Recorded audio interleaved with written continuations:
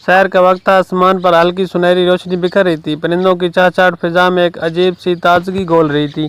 दो नौजवान लड़कियां ज़ारा और हरीन एक सुनसान रास्ते पर चलती आ रही थी। दोनों के कंधों पर हल्के बैग, चेहरों पर मुस्कुराहट और आंखों में एक मंजिल की चमक थी। उनका सफ़र लंबा था, लेकिन दिल में एक ही ख्वाहिश थी, रोशन घर पहुंचना। ज़ारा ने धीरे से कहा, हरीन, लगता है सूरज आज हमारे इस्तकबाल के लिए ख़ास रोशनी लेकर आया है। हरीन हंस दी। बस दुआ करो रास्ते में कोई मुश्किल ना आए। रास्ता पहाड़ के दामन से गुजरता था और धुंध के हल्की तय मंजर को ख्वाब जैसा बना रही थी। पहाड़ के कोने पर मकान, कुछ आगे बढ़ते ही एक छोटा सा मकान नजर आया। लकड़ी की दीवारें, पुराने अंदाज का, और दरवाजे के बाहर एक बूढ़ा शख्स बैठा हुक्का पी रहा था। वही बाबा जी थे, सफ़ेद दाढ़ी, चेहरे पर छरियाँ और आंखों में एक पुरानी दुनिया की कहानियाँ। ज़ारा और हरीन रुक गईं। बाबा जी ने मुस्कुरा कर कहा, बेटियां, कहाँ का इरादा है? हरीन ने जवाब दिया, बाबा जी, हम रोशन घर जा रही हैं। बाबा जी ने ज़रा संजीदगी से कहा, यह वक्त ठीक नहीं है आगे बढ़ने का। 2 रातें यहीं ठहर जाओ, सुबह का काफिला तुम्हें मंजिल तक पहुंचा देगा। ज़ारा ने हरीन की तरफ देखा और दोनों ने सर हिला दिया। ठीक है बाबा जी, हम यहीं रुक जाते हैं। पहली रात का राज, रात का समा उतर आया। आसमान पर चांद पूरी अब वो तो आपसे चमक रहा था। बाबा जी ने उन्हें एक कमरा दिया जिसकी खिड़की से पहाड़ी वादी का दिलकश मंजर नजर आता था। खाने के बाद बाबा जी ने पुरानी यादों की कहानी सुनाना शुरू की।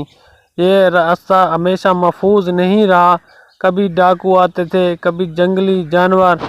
ज़रा और हरीन दिल में शुक्र अदा कर रही थी कि वक्त पर रुक गई थी। लेकिन आधी रात को हरीन को खिड़की के पास से सरगोशियों की आवाज़ आई। ज़रा उठो, कोई बाहर है। ज़ारा ने पर्दा हटाकर देखा। धुंध में 2 साए आहिस्ता आहिस्ता मकान के करीब आ रहे हैं। धुंध में अजनबी। बाबा जी को बताया गया तो वो फौरन दरवाजे तक आए।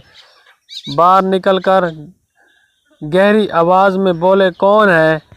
धुंध के पीछे से एक मायूस लहजा आया, बाबा जी, हम काफिले वाले हैं, कल सुबह चलना है तो हम पहले खबर देने आए हैं। इत्मीनान का सांस लिया गया। बाबा जी ने दरवाज़ा बंद करके कहा, देखा बेटियां, ये रास्ता चौकाना रहने वाला है। दूसरी रात की आजमाइश। अगले दिन काफिला ना आया। बाबा जी ने बताया कि बारिश की वजह से पहाड़ी रास्ता बंद है। रात को बाहर तेज़ हवा चलने लगी। मकान के पुराने दरवाजे चरचरा रहे थे। ज़रा को महसूस हुआ जैसे छत से कोई हल्की हल्की आहट आ रही है। हरीन ने कहा, शायद हवा है, लेकिन ज़ारा के दिल में बेचैनी थी। उसने हिम्मत करके बाबा जी को जगाया। बाबा जी ने छत पर जाकर देखा, वहाँ एक परिंदा फंसा हुआ था।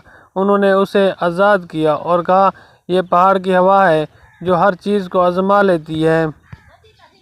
काफिले का आगाज़। तीसरे दिन सुबह सूरज की किरणों ने धुंध को चीर दिया।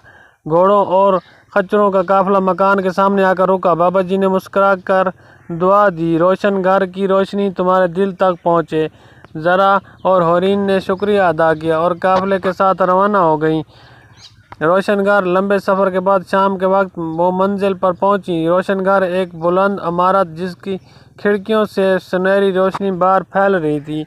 दरवाज़ा खुला और अंदर से खुशबू, गर्म जोशी और हंसी की आवाज़ें आईं।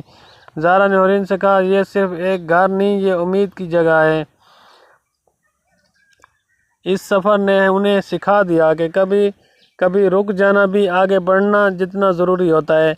बाबा जी के मेहमान नवाजी और पहाड़ की आजमाइशें उन दिलों में हमेशा रहेंगी।